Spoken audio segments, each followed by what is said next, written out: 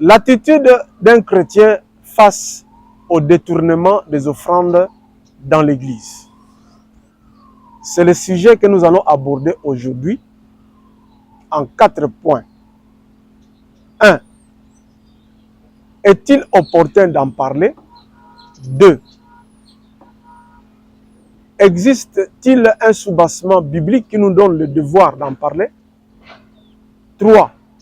L'offrande est-elle une réalité spirituelle? 4.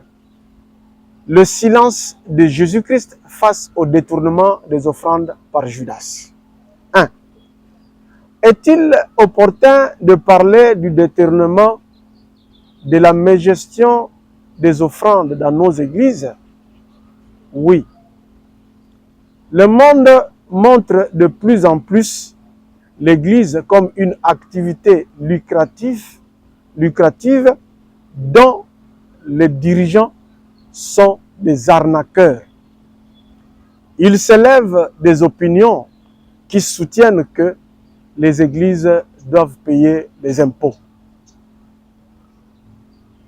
D'une part, cela est une vérité, nous ne pouvons pas le nier.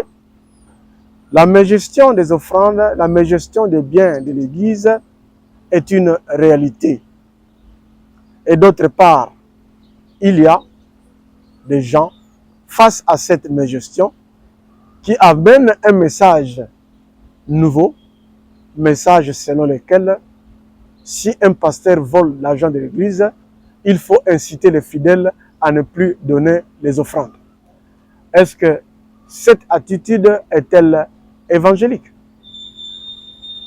2. Quel est le soubassement derrière notre sujet qui nous donne ce devoir de parler de ce sujet? C'est dans les évangiles, à l'évangile selon Jean, au chapitre 12, versets 5 et 6. Au verset 5, c'est Judas qui parle. Pourquoi ne devons-nous pas vendre ce parfum 300 deniers et donner l'argent aux pauvres? Au verset 6, c'est l'évangéliste qui rétorque à la parole de Judas. Il dit ceci: il ne disait pas cela parce qu'il s'est mis à peine des pauvres, mais parce qu'il était voleur. Tenant la bourse, il prenait ce qu'on y mettait. Donc la Bible nous restitue la réalité selon laquelle même l'organisation dirigée par Jésus-Christ, il y avait un voleur des offrandes, un voleur de biens de l'Église. Donc, c'est une révélation biblique, puisque la Bible révèle cette réalité. Cela nous donne le devoir de donner un enseignement sur cette réalité. 3. L'offrande est-elle une réalité spirituelle? Oui.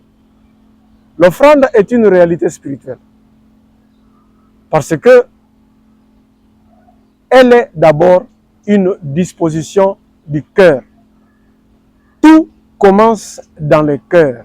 La décision se prend dans le cœur. Et Dieu voit la disposition du cœur. Même si vous amenez après, vous mettez l'offrande dans le panier, vous mettez un chiffre, Dieu ne revoit pas les chiffres, Dieu ne voit pas ce qu'il y a dans l'enveloppe, Dieu voit tout, avant tout, votre disposition de cœur. C'est pour cela, dans Genèse 22, nous avons Abraham. Dieu lui a demandé son fils et il a amené Isaac. Au moment d'égorger son enfant, l'ange de l'Éternel va lui dire: ne fais point de mal à l'enfant, car je vois maintenant que tu m'aimes parce que tu ne m'as pas refusé ton fils. Et Abraham regarde derrière il voit un bélier, il sacrifie ce bélier. C'est-à-dire, l'offrande donnée amenée par Abraham pour donner, c'était son fils. L'offrande que lui, Abraham, a donnée, ce n'était pas ce qu'il avait prévu. Il avait rencontré cela sur le lieu.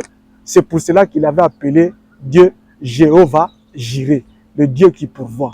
Donc, Dieu n'a vu que la disposition de son cœur. Et après avoir vu la disposition du cœur d'Abraham, Dieu va dire, parce que tu as fait cela, je te bénirai et je multiplierai ta postérité. L'offrande est un acte de foi. La foi est une ferme assurance des choses qu'on espère, une démonstration de celles qu'on ne voit pas. Quand une personne donne l'offrande, il s'agit là, il montre sa ferme assurance en ce qu'il espère. Il espère quoi? En donnant les offrandes, il espère la bénédiction. Il fait une démonstration de cette bénédiction qu'il ne voit pas encore. Dieu va lui bénir, mais lui il démontre cela en donnant l'argent. Donc la foi, l'offrande est un acte de bénédiction. L'offrande est un acte de reconnaissance envers Dieu. C'est une action de grâce. C'est-à-dire, quelqu'un reconnaît que Dieu a fait des merveilles pour lui, que Dieu est miséricordieux. C'est un pécheur qui a été pardonné grâce au sang précieux de Jésus-Christ. Et il apporte son offrande en reconnaissance envers Dieu. L'offrande est une adoration. Quand tu donnes l'offrande, tu ne donnes pas l'offrande à un ami, mais tu donnes ton offrande parce que tu crois à un être supérieur. Tu crois à la grandeur de Dieu, que tout ce que la terre renferme lui appartient. Et toi, comme créature, tu donnes l'offrande à l'Éternel. C'est-à-dire, tu fais l'adoration. L'offrande est une prière. La prière est une communication avec Dieu. Quand quelqu'un offre à l'Éternel, il communique avec l'Éternel.